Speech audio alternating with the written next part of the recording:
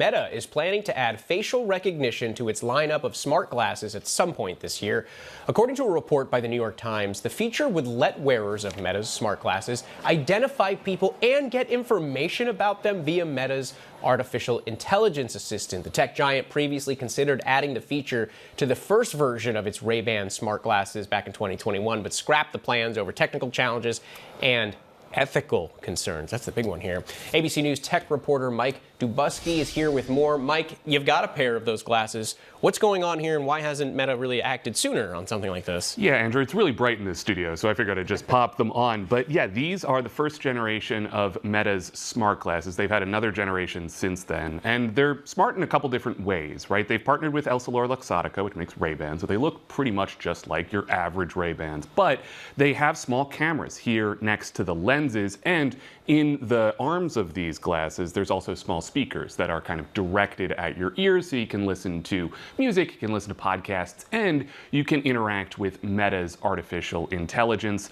That's how Meta is thinking about integrating facial recognition into these glasses, where you can be talking to someone and maybe it'll just pop in your ear and say, hey, this is Andrew Dimbert. He's an anchor on ABC News Live.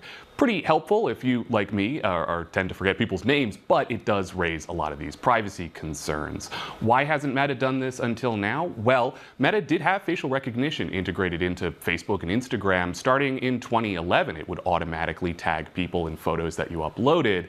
They got rid of that, in part over some of the privacy and ethical concerns that brought with it in 2021. But now that they have this new platform in smart glasses, they're thinking about bringing it back, according to the New York Times.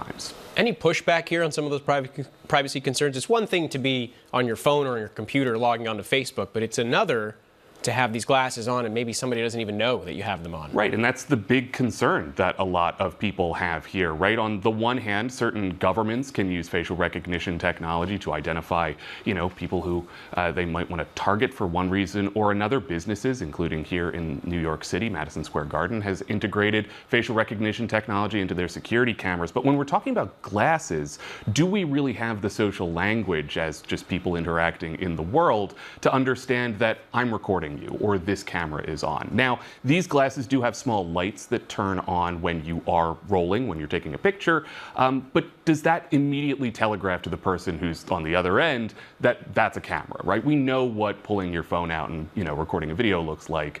Do we necessarily know that tiny light on a pair of Ray-Ban glasses means you're recording? And these are just some of the questions that people have, right? Even beyond the sort of business and government, pieces of this.